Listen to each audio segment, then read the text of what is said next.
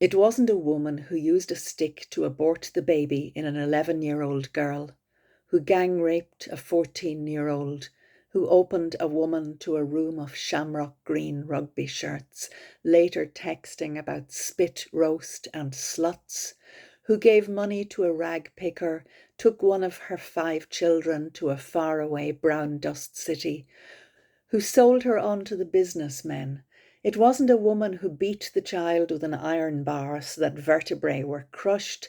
It wasn't a woman who ruptured the rectum of a small boy, who broke the vagina of a baby girl.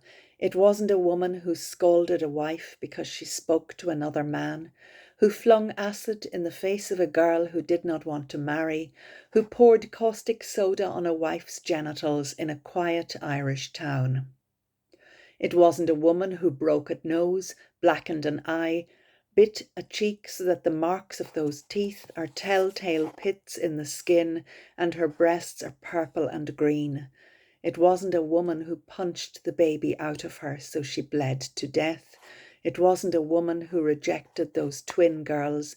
It wasn't a woman who burned a widow to death, who shouted at a wife in the rich people's shopping mall, who later forced her to have sex, took the children away, kept all the money, who called out names like dog and here bitch, who put a collar around her neck, then led her on all fours around a golden apartment.